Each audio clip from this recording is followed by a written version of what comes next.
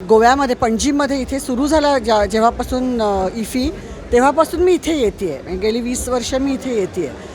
कारण गोव्याचं एक वातावरण असतं, एक माहोल असतो आणि सिनेमे असतात. तर दोन्ही कॉम्बिनेशन्स खूप कमी बघायला मिळतात, म्हणजे माहोल आणि सिनेमे. पण काही बाबतीत म्हणजे सुरुवातीचा तर काळ म्हणजे भारावल्यासारखंच होतं. ते एवढे सिनेमे बघणं आणि दिवसाला 5-5 सिनेमे बघितले जायचे. पण आता ओव्हर द पिरियड इतर प्लॅटफॉर्म झालेत, OTT प्लॅटफॉर्म्स किंवा काय, तर त्याच्यामुळे एवढं घाईघाईत खूप बघायला हावरटासारखं बघणं होत नाही आता. एक दिवसाला 3 किंवा जास्तीत जास्त 4 सिनेमे बघितले जातात. पण एक गोष्ट मला अशी जाणवली आहे की इथलं ऑर्गनायझेशनबद्दल मला फार काही तक्रारी नाही आहेत. म्हणजे ज्या जगभरात किंवा जिथे कुठे फेस्टिवल्स होतात तिथे जे काही हिकअप्स होतात तेवढेच इथेही होतात, विच इज फाईन. म्हणजे सगळं 100% सुरळीत झालं असं कुठेच होत नाही.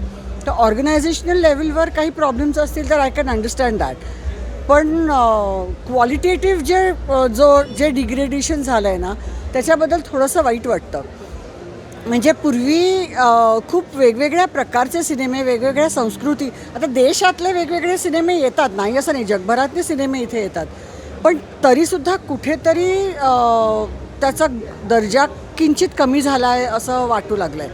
कारण आता ह्याच वर्षी मामी फेस्टिवल झाला मुंबईमध्ये. मी मुंबईची आहे, तर तिथे तो फेस्टिवल खूप चांगला होतो. म्हणजे अप्रतिम सिनेमे तिथे असतात. तर मला असं वाटलं होतं की माझे अनेक सिनेमे तिथे मिस झालेत, तर ते मला इथे बघायला मिळतील.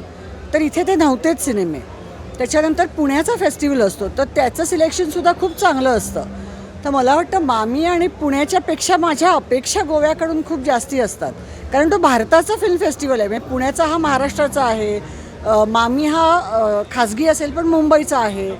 तर इफीकडनं खूप जास्त अपेक्षा असतात की तिकडे मोकळेपणाने विषय मांडले जावेत, राजकीय विषय मांडले जावेत. मग ते प्रस्थापित सरकारला प्रो असतील, अँटी असतील, कुठच्याही प्रकारचे असतील, पण त्याच्यावर कुठला अंकुश असू नये असं वाटतं.